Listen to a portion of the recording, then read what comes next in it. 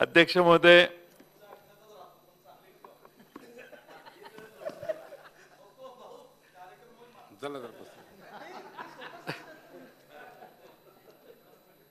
अध्यक्ष महोदय, सगळ्यांनी जवळपास बरेच विषय मांडलेले आहेत. मी मुद्द्याचंच बोलून माझं भाषण संपवणार आहे.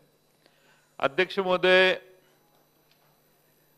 आपण कुणी आरक्षण दिलं याचा वाद करतोय. बरेच भाषणं तुम्ही नाही केलं, आम्ही केलं. मला वाटतं यापूर्वी 2019च्या आधीची विधानसभा, 2014च्या आधीची विधानसभा, या सगळ्यांनी एकमताने मराठा समाजाला आरक्षण देण्याची भूमिका केलेली आहे. त्यात कोणी नाही केलं आणि कोणी केलं हा विषय नाही. काही तांत्रिक वेगवेगळ्या कारणाने वेगवेगळ्या वेळी मराठा आरक्षण कोर्टात टिकलं नाही. आता ते आरक्षण कोर्टात टिकलं नाही, ते त्या वेळच्या सरकारला दोष देण्याचाही प्रयत्न मग दुसऱ्या बाजूने करायचा आणि त्याचं राजकारण करायचं, हे फारसे योग्य नाही. अध्यक्ष महोदय, मला वाटतं की सभागृहात कोणाचाच मराठा समाजाला आरक्षण देण्यासाठी विरोध असेल असं मला वाटत नाही. अध्यक्ष महोदय, पण हे करत असताना आपण अध्यक्ष महोदय मागच्या काळामध्ये जुलै 2014ला एक आरक्षणाचा अध्यादेश निघाला. नानांनी मगाशी उल्लेख केला. 26 सप्टेंबरला पृथ्वीराज बाबांनी 2014ला राजीनामा दिला. देवेंद्र फडणवीसजी मुख्यमंत्री 31 ऑक्टोबरला झाले. 14 नोव्हेंबरला मुंबई उच्च न्यायालयाची अंतरिम स्थगिती आली. 9 जानेवारीला 2015ला अध्यादेशाचे कायद्यात रूपांतरही आपण केलं. असा सिक्वेन्स अध्यक्ष महोदय आहे. त्यामध्ये अध्यक्ष महोदय कायद्याचे रूपांतर 9 जानेवारीला झाले. 7 एप्रिल 2016ला पुन्हा उच्च न्यायालयाची स्थगिती आली. 4 मे 2017ला सुनावणीच्या दरम्यान मराठा समाज माहिती गोळा करण्यासाठी राज्य मागासवर्गीय आयोगाकडे सादर, त्यानुसार गायकवाड आयोगाची राज्य शासनाने स्थापना केली. अध्यक्ष महोदय, मी आपल्याकडे गायकवाड समितीने काय केलं याचा आपण थोडंसं बारकाईने अभ्यास केला पाहिजे. अध्यक्ष महोदय, गायकवाड समितीच्या नंतर मी काल परवा पृथ्वीराज चव्हाण साहेब बोलले, त्यानंतर उपमुख्यमंत्र्यांनी उत्तर दिलं त्याला की त्यांच्या भाषणाला की त्यावेळी सरकारचा अधिकार होता का? सरकारचा अधिकारच नव्हता असं पृथ्वीराज बाबांनी सांगितलं. त्यांनी सांगितले की सरकारचा अधिकार होता. अध्यक्ष महोदय, वस्तुस्थिती काय आहे? सुप्रीम कोर्टाने ही केस सुप्रीम कोर्टाकडे गेल्यावर सुप्रीम कोर्टाने कोणत्या मुद्द्याला हात घातला? सुप्रीम कोर्टाने सांगितलं की तुम्हाला राज्य सरकारला अधिकारच नव्हता. कारण 102 घटना जी आहे, घटनेतली दुरुस्ती, त्यामध्ये अध्यक्ष महोदय त्यावेळी ज्यावेळी या सभागृहाने देवेंद्र फडणवीसांच्या नेतृत्वाखाली सरकार असताना आपण कायदा केला, त्यावेळी आपल्याला तो अधिकार नव्हता. हे मी म्हणत नाही, त्यांनी म्हटलेलं आहे. पण सुप्रीम कोर्टाने स्वतः निर्णय देताना सांगितलंय, जी कारणं दिली त्यामध्ये सुप्रीम कोर्टाने रिजेक्शन केलेलं आहे. त्यातला एक मुद्दा की 102 घटना दुरुस्तीप्रमाणे तुम्हाला राज्याला अधिकारच नाही. हे माझ्याकडे जजमेंटची कॉपी आहे, त्यात स्पष्टपणाने म्हटलेलं आहे. त्यामुळे देवेंद्रजी फडणवीस जे म्हणत होते ते सरकारने, केंद्र सरकारने ॲफिडेव्हिट केलं की बाबा नाही राज्य सरकारला अधिकार आहे. पण सुप्रीम कोर्टाने केलेल्या 102वी घटना दुरुस्ती तपासून निर्णय दिला की राज्य सरकारचे अधिकार तुम्ही 102व्या घटना दुरुस्तीने काढून घेतलेले आहेत. त्यामुळे तुम्हाला अधिकार नाही. मग आपलं रिजेक्शन, मराठा समाजाचं आरक्षण जाण्याचं त्यावेळेचं एक कारण, 4 कारण आहेत, त्यातलं एक कारण हे राज्य सरकारला त्यावेळी अधिकार नसताना त्यावेळी आपण कायदा करून त्या ठिकाणी अध्यक्ष महोदय निर्णय घेतला. हे सुप्रीम कोर्टाने म्हटलंय, मी म्हटलेलं नाही. अध्यक्ष महोदय, त्यावेळेचा जो आपला कायदा रद्द झाला त्यात 2-3 महत्त्वाच्या गोष्टी आहेत. देवेंद्र फडणवीस साहेबांनी गायकवाड समिती नेमली. आता गायकवाड समितीने 0.02% पेक्षाही कमी मराठा समाजाचे सर्वेक्षण केले. मुंबई शहरात मला आठवतं त्यावेळी 9 जणांचं सर्वेक्षण केलं. महाराष्ट्रामध्ये 30-35 हजार लोकांचं सर्वेक्षण केलं आणि एवढ्या मोठ्या समाजाच्या बद्दल गायकवाड कमिटीने निष्कर्ष काढले. आणि त्यामुळं अध्यक्ष महोदय, फडणवीस साहेब, देवेंद्र फडणवीसांच्या सरकारने गायकवाड समितीचा जो त्यांच्या काळात अहवाल करून घेतला तो सायंटिफिक नसल्याचा ठपका सुप्रीम कोर्टाने ठेवला. इतका कमी सॅम्पल सर्वे स्वीकारून तत्कालीन फडणवीस सरकारने आरक्षण जाहीर केलं होतं. त्यामुळे अध्यक्ष महोदय, कशामुळे आरक्षण गेलं याचा हा एक महत्त्वाचा मुद्दा आहे. अध्यक्ष महोदय, दुसरा मुद्दा सुप्रीम कोर्टाने निदर्शनाला आणला तो म्हणजे 50% वर जायचं असेल तर काही विशेष कारण लागतं. गायकवाड समितीने सांगितलं की मराठा समाजाची लोकसंख्या जास्त आहे म्हणून हे 50% वर नेण्यासाठी हे सबळ कारण आहे, जे सुप्रीम कोर्टाने रिजेक्ट केलं. अध्यक्ष महोदय, तिसरा एक मुद्दा त्यांनी सांगितला की मराठा समाजाची तुलना तुम्ही कोणाशी केली? SC, ST, OBC यांच्याशी. सुप्रीम कोर्ट म्हणतं की त्यांच्याशी तुलना करण्याची आवश्यकता नव्हती. तुम्ही इतर ओपन कॅटेगरीतले जे समाज आहेत त्यांच्याशी तुलना करणं आवश्यक होतं. हे एक सुप्रीम कोर्टाने निर्णय देताना दुसरं कारण दिलं. तिसरा महत्त्वाचा मुद्दा म्हणजे त्यांनी असं सांगितलं सुप्रीम कोर्टाने, 1904 सालापासूनची कागदपत्र तुम्ही जोडलेली आहेत मराठा समाजाचा मागासलेपण सिद्ध करण्यासाठी.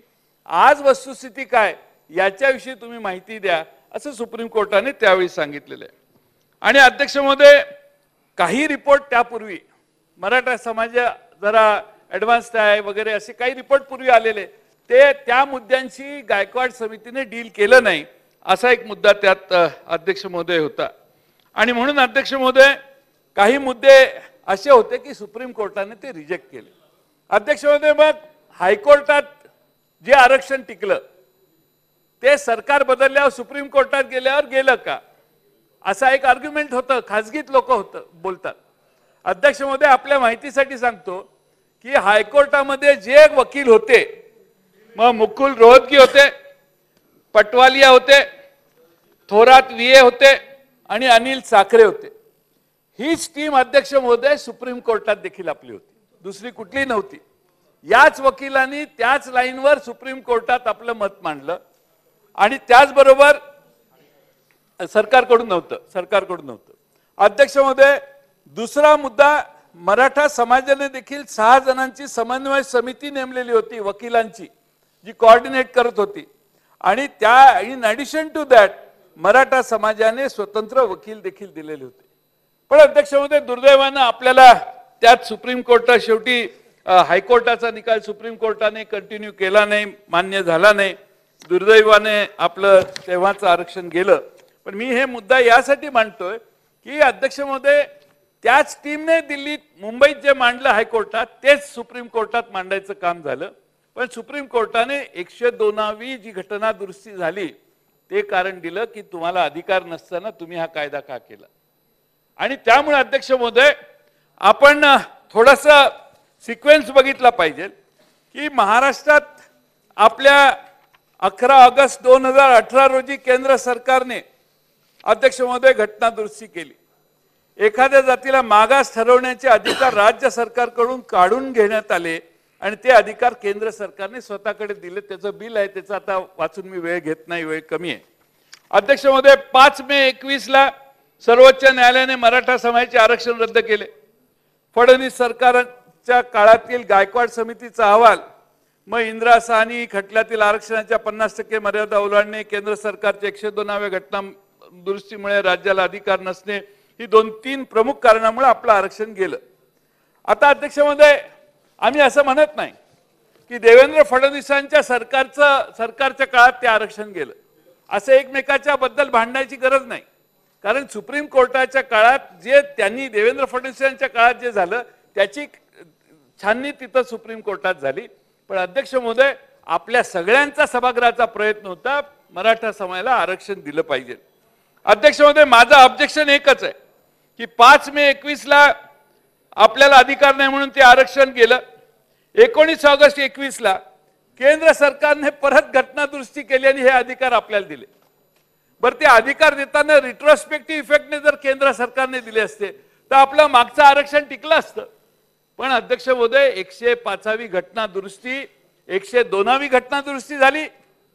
आपण मराठा समाजाचा कायदा या सभागृहात मान्य केला. सुप्रीम कोर्टाकडे गेल्यावर तो रिजेक्ट झाला. त्यानंतर 3-4 महिन्याने पुन्हा केंद्र सरकारने 105वी घटना दुरुस्ती दिली आणि अधिकार परत दिले. अध्यक्ष महोदय, या 7, 8, 10 महिन्याच्या कालखंडातला हा विंडोचा पिरियड जो आहे त्यात आपलं आरक्षण गेलं. जर 102व्या घटना दुरुस्ती झाली नसती तर सुप्रीम कोर्टाला विशेष कारण नसतं आपली घटना दुरुस्तीची आपण जो कायदा केलाय तो रिजेक्ट करायचा. हा माझा मुद्दा आहे. आणि आपलं आरक्षण गेलं आणि त्यानंतर घटना दुरुस्ती झाली, म्हणजे ते उशीर झाला. तोच पिरियड का, हा प्रश्न देखील काही प्रश्न तयार करू शकतं असं मला वाटतंय. अध्यक्ष महोदय, खरं म्हणजे आपण सगळे वकील वगैरे तेच होते. खरं म्हणजे आपण गायकवाड समिती नेमली. खरं आमच्या सरकार ज्यावेळी होतं महाविकास आघाडीचं, त्यावेळी ओबीसींचं राजकीय आरक्षण टिकवण्यासाठी आम्ही भांटिया आयोग नेमलेला होता. आणि भांटिया आयोगाने एवढं चांगलं काम केलं, त्याला कुणाचं प्रेशर नव्हतं, कुणाही त्याला दम भांटिया साहेबांना त्यांच्या आयोगाला दिला नाही. त्यांनी जो शिफारशी केल्या त्या सर्वोच्च न्यायालयाने मान्य केल्या आणि स्थानिक स्वराज्य संस्थांमध्ये ओबीसीचं आरक्षण सुप्रीम कोर्टाने पुन्हा बहाल करण्याची जी भूमिका आमची होती तिला मान्यता दिली. त्यामुळे आयोग ज्यावेळी नेमतो ते सगळ्यात मोठं क्रुशियल काम आहे. आपण गायकवाड समिती नेमली. गायकवाडांच्या नेतृत्वाखाली जे काम झालं त्याची सगळी मगाशी सांगितलेले मुद्दे, त्यामुळे आपलं काही प्रश्न तयार झाले. अध्यक्ष महोदय, आज आयोगाची परिस्थिती काय?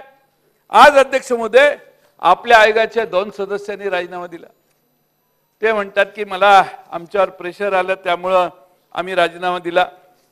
त्यानंतर अध्यक्ष महोदय अध्यक्षांनी काल परवा राजीनामा दिला. काहीतरी 4-5 तारखेला राजीनामा दिला निरगुडे साहेबांनी. आणि अध्यक्ष महोदय त्यामध्ये अध्यक्ष महोदय आज आपल्याला दुर्दैवाने आयोगाच्या बद्दल शंका निर्माण झाली.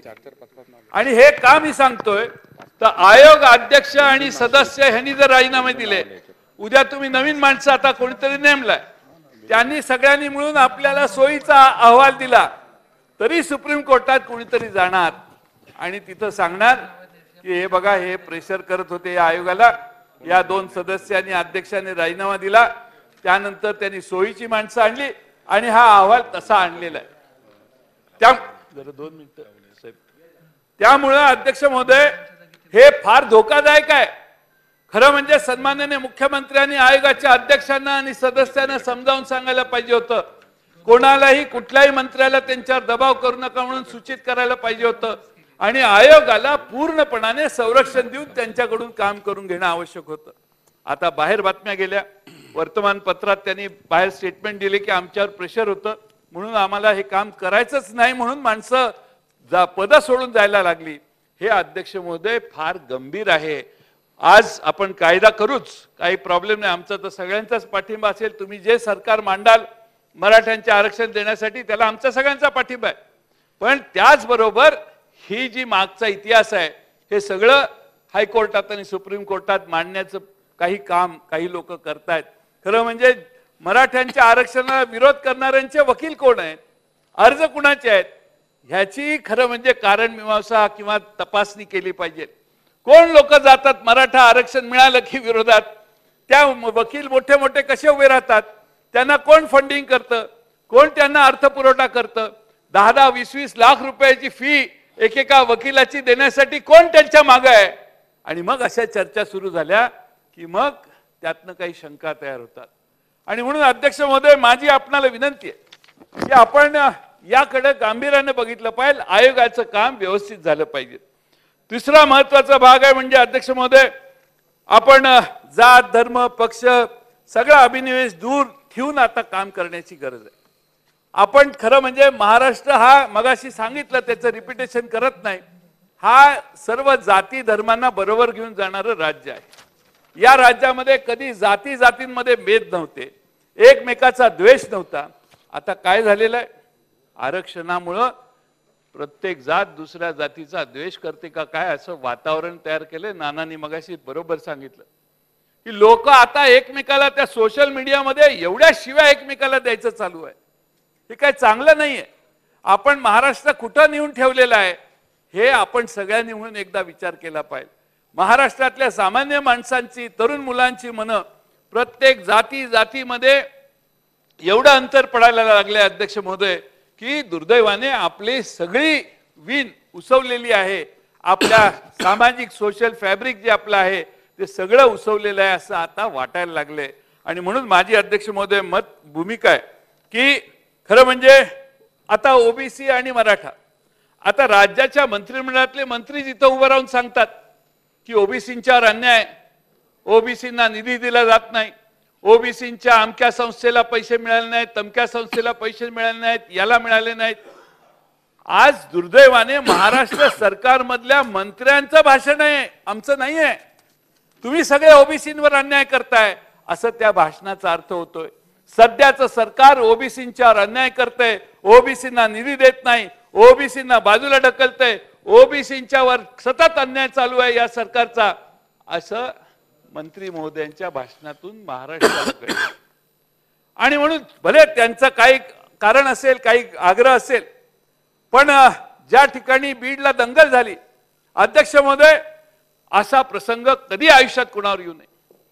आमचे संदीप क्षीरसागर पुण्याहून निघाले, त्यांची बायका मुलं घरात होती, मला फोन करत होते.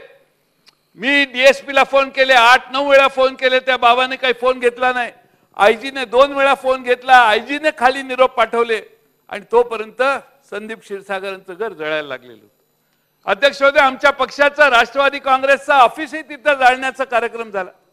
मोठ्या प्रमाणात माणसं एका घरापासून दुसऱ्या बंगल्याकडे, दुसऱ्या बंगल्याहून आमच्या प्रकाश सोळंकींच्या घराकडे, जयसिंगराव सोळंकींच्या घराकडे गेली. काय चाललंय महाराष्ट्रात? पोलीस हात धरून बसलेले आहेत. पोलीस नव्हते बीड शहरात, डीएसपींचं कार्यालय समोर आहे, संदीप क्षीरसागरांच्या घराच्या समोर पोलिसांची ऑफिस आहे. अध्यक्ष महोदय आश्चर्य वाटावं, दुर्दैव महाराष्ट्रात पोलीस खात्याने आता माग हात घालून, हाताची घडी घालून बघायचं धोरण धरलं असेल तर तुम्हाला काय, कुणाला काय, कुणाचंही राज्य हो, राज्य करणं अवघड जाणार आहे. आणि जर पोलीस ऍक्शन घेत नसतील, पोलीस कोणती कारवाई करत नसतील तर कुणाचंही राज्य हो, माझ्या त्याबद्दल शंका म्हणणं नाही, पण कुणाचंही राज्य आलं तर पोलीस जर हातात खिशात हात घालून उभे राहिले, हाताला घडी घालून उभे राहिले आणि डोळ्याच्या समोर 100 फुटावर 500 फुटावर माणसं घरं जाळण्याचा कार्यक्रम करत असतील तर अध्यक्ष महोदय महाराष्ट्र आता या सभागृहाच्या ताब्यात राहणार नाही. सभागृहाच्या म्हणजे ज्यांना जो अधिकार मिळेल त्याच्या आपला अधिकार आहे, पण खाली कोणी ऐकत नाही अशी अवस्था होईल. त्यामुळे पहिली चौकशी झाली पाहिजे की डीएसपीने त्या शहरामध्ये ही घरं जळत असताना का ऍक्शन घेतली नाही. त्याला बदला हे फार किरकोळ गोष्ट आहे. त्याच्यावर त्या डीएसपीने शहरात असताना ऍक्शन का घेतली नाही हा अध्यक्ष महोदय पहिल्या चौकशीचा भाग आहे. दुसरा चौकशीचा भाग आहे त्या जरंगे पाटलांच्या बसलेल्या बैठकीतल्या उपोषणावर लाठीचार्ज करण्याचा आदेश कोणी दिला. का उच्चस्तरीय चौकशी कर, सगळा महाराष्ट्र पेटलाय ना. जरांगे पाटलांच्या उपोषणावर लाठीचार्ज करायचा आदेश कोणी दिला याची अध्यक्ष महोदय चौकशी ताबडतोब झाली पाहिजे. या उत्तराच्या भाषणात त्यांनी घोषणा केली पाहिजे की न्यायमूर्तींच्या अध्यक्षतेखाली आम्ही त्याची चौकशी करू. आम्हाला महाराष्ट्राला, पोलिसांना शिक्षा देऊ नका, पण महाराष्ट्राला हे कळलं पाहिजे कोण तो बहादर आहे, माईचा लाल आहे की ज्यांनी बसलेल्या महिलांना, लहान मुलांना, भजन म्हणणाऱ्या महिलांना आणि बसलेल्या शांततेत चाललेल्या उपोषणावर लाठीचार्ज करण्याचा आदेश कुणी दिला. एवढं एक नाव महाराष्ट्राला कळलं पाहिजे. बाकी सगळं सोडून द्या तुम्ही, पण कुणी आदेश दिला? डीएसपीने दिला का, कलेक्टरने दिला का, प्रांताने दिला का, का मंत्रालयातून कुणी दिला? ह्याची चौकशी झाली पाहिजे. का झाली पाहिजे तर काय सोकावला नाही पाहिजे. महाराष्ट्राला कळलं पाहिजे की ह्यांनी आदेश दिला, ह्या परिस्थितीत दिला. सांगा तुम्ही की अमका झालं म्हणून आम्हाला आदेश द्यावा लागला, आम्ही समजून घेऊ, पण कुणी आदेश दिला हे महाराष्ट्राला कळलं पाहिजे. आणि म्हणून अध्यक्ष महोदय महाराष्ट्रात ओबीसी विरोधी मराठा हे वातावरण निर्माण होणार नाही याची काळजी घ्या. ही काळजी घेत असताना महाराष्ट्रातल्या मंत्रिमंडळात मुख्यमंत्री, राज्याचे एक मंत्री सगळीकडे जात आहेत, त्यांची भूमिका ते मांडतात, मी त्यांना काही म्हणणार नाही. पण अध्यक्ष महोदय, ते स्वतः सरकारमध्ये असताना इथं बसलेत आणि म्हणतात ओबीसींच्यावर अन्याय चालू आहे. आमचं मत नाही आहे ओबीसींच्यावर अन्याय झाला पाहिजे. ओबीसी देखील महाराष्ट्रातले आहेत, महाराष्ट्रातले नागरिक आहेत. ओबीसींच्या देखील भावना जपल्या पाहिजेत. ओबीसींच्यावरही कोणता अन्याय झाला नाही पाहिजे. त्यांना जे निधी पाहिजे ते देण्याची व्यवस्था.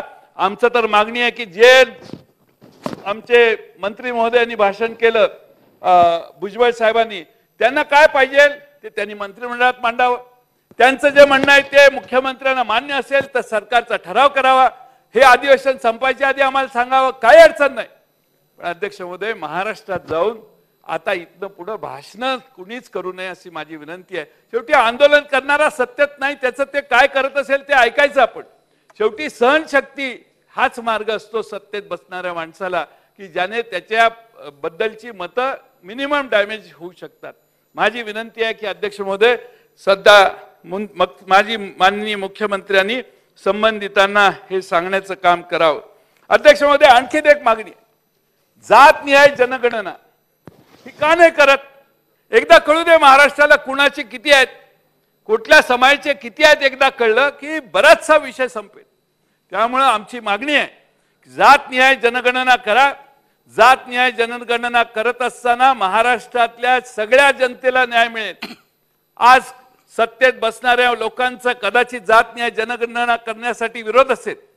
पण अध्यक्ष महोदय, आमची मागणी आहे, मी राष्ट्रवादी काँग्रेस पक्षाचा कार्यकर्ता अध्यक्ष या नात्यानं राष्ट्रवादी पक्षाकडून मी बाहेरही मागणी केली आहे, इथंही करतो की जात न्याय जनगणना करा.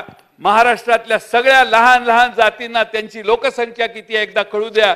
आणि हे सर्वेक्षण जर झालं तर महाराष्ट्रातले गुलाबराव पाटील साहेब बरेच प्रश्न सुटतील. आणि म्हणून जात न्याय जनगणना, तुम्हाला महाराष्ट्रातल्या सर्व जातीमधले हे भेद दूर करायचे असतील तर त्याला एक उत्तम उपाय आहे आणि तो म्हणजे जात न्याय जनगणना आहे.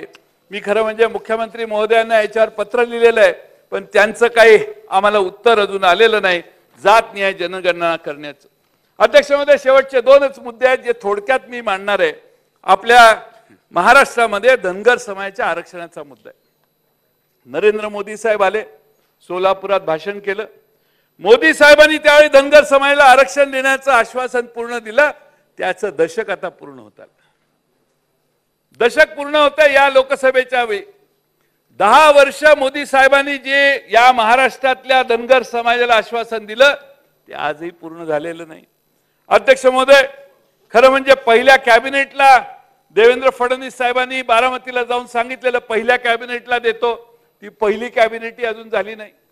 अध्यक्ष महोदय, त्यामुळं आपण महाराष्ट्रात थोडंसं बारकाईने बघितलं तर एकदा महाराष्ट्रातल्या धनगर समाजाला सांगा, आदिवासी समाजाच्या बद्दल त्यांच्या भूमिका, आदिवासी आमदार महोदय इथं आहेत, त्यांचीही वेगळी भूमिका आहे. तर आपण धनगर समाजाला जे आश्वासन दिलंय ते कसं पूर्ण करणार हे एकदा महाराष्ट्राला सांगा. काही प्लॅन आहे, कायद्यात कसं बसतं ते आहे. आदिवासी बांधवांच्या बाबतीतले जे काय आहेत त्यांना धक्का न लावता आपण कसा मार्ग काढणार? शेवटी मार्ग त्यांची इतक्या वर्षाची मागणी आहे, त्यामुळे त्या बाबतीत देखील सरकारने आपली भूमिका व्यक्त केली पाहिजे.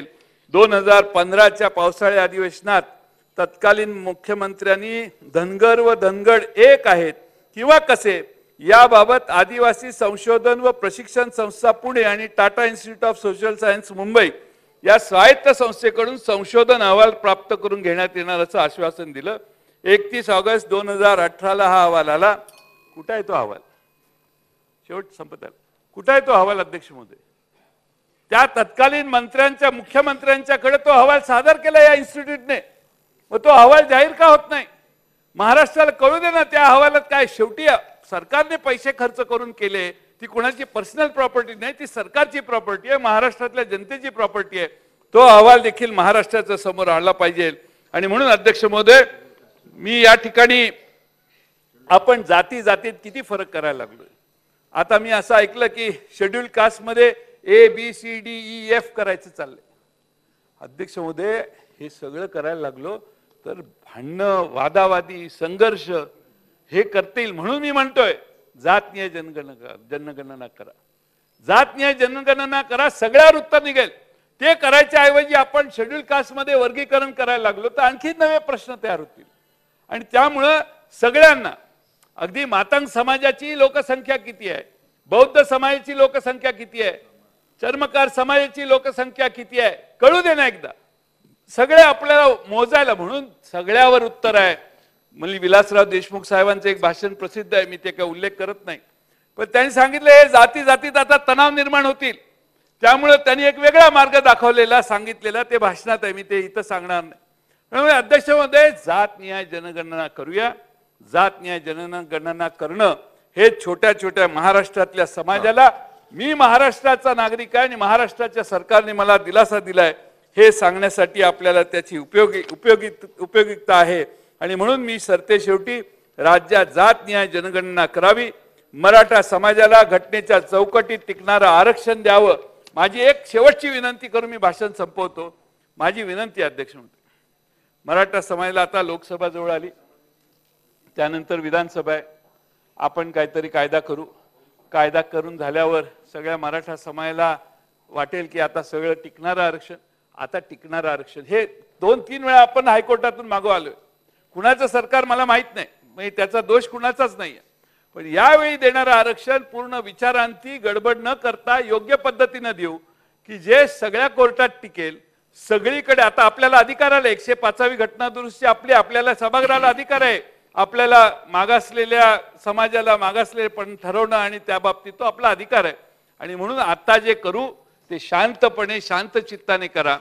ज्यांना मला माहित नाही जरांगे पाटलांना आपण आश्वासनं काय दिलेली आहेत, त्यामुळं तारखा ते देत आहेत, आपण त्यांच्या पुढच्या 8 दिवसाच्या तारखा देतोय. तारखेत मी त्यावेळी देखील सुचवलेलं होतं, सर्व पक्षीय समितीची मीटिंग सह्याद्रीला पहिली झाली त्यावेळी सांगितलेलं तारखेत अडकू नका. तारखेत अडकलं तर आपल्याला त्या वेळेत करता येत नाही. हा प्रश्न सुटण्यासारखा आहे पण अवघड किचकट आहे, न्यायालयाच्या चौकटीत जायचंय म्हणून मी त्यावेळी सुचवलेलं. पण मुख्यमंत्री महोदय गेले आणि त्यांनी तारीख जाहीर केली किंवा त्यांच्याशी चर्चा केली, कारण त्यांचा आग्रह असेल म्हणून केली असेल, मी काय त्या मुख्यमंत्र्यांना दोष देत नाही. आता अध्यक्ष महोदय योग्य मार्ग काढा, मराठा समाजाला त्यांच्या न्याय हक्काचं आरक्षण देऊ. जरांगे पाटलांच्या सभेला इतकी गर्दी का होते, तर मराठा समाजामध्ये दारिद्र्य आहे, मराठा समाजात बेकारी प्रचंड मोठी आहे आणि म्हणून त्यांच्या सभांना जास्त गर्दी होते. आणि म्हणून आपण महाराष्ट्रातली ही बेकारीची समस्या जी आहे, सगळे 10.8% बेकारी झाली. म्हणून अध्यक्ष महोदय बेकारी कमी करण्यासाठी देखील दुसऱ्या बाजूनं आपल्याला हे आरक्षण किती, सरकारच्या 20 लाख नोकऱ्यांमध्ये आरक्षण आहे, त्यामुळे त्याच्या बाहेर जो समाज आहे त्याच्या बाहेरची जी कामाची अपॉर्च्युनिटी आहे त्या अपॉर्च्युनिटीज वाढवूया आणि सगळ्याच समाजाला वेगवेगळ्या ठिकाणी संधी देऊया आणि जाती जातीमध्ये भांडणं लागणार नाहीत. असंच आचरण, अशीच भूमिका सर्व पक्षांनी आणि खास करून मंत्रिमंडळाची शपथ घेतलेल्या सगळ्या मंत्र्यांनी, कोयनेपासून ते येवल्यापर्यंत सगळ्याच लोकांनी मर्यादा सांभाळून मतभेद होणार नाही त्याची भूमिका आपण बाळगतात. आपला फारच सौजन्याने आपलं सध्या चालू आहे, त्यामुळे मी तुम्हाला दोष देत नाही, पण एकच नाव घेतलं तर दुसरं नाव बिघडतं. त्यामुळं सगळ्यांनी सगळ्या एका विचाराने काम करावं आणि आपला हे सभागृहाचा निर्णय असेल, आम्ही दिलं तुम्ही दिलं हे जरा ह्याच्यातनं बाहेर पडू, जातीच्या पलीकडे जाऊन लोकांच्याकडे जाऊन मतं मागू.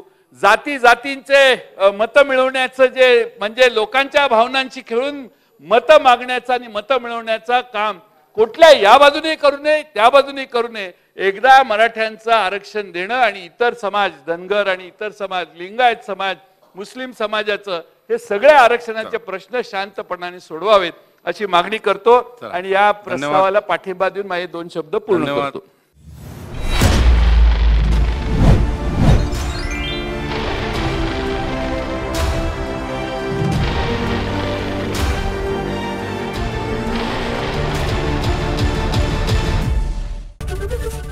एबीपी माझा, उघडा डोळे बघा नीट.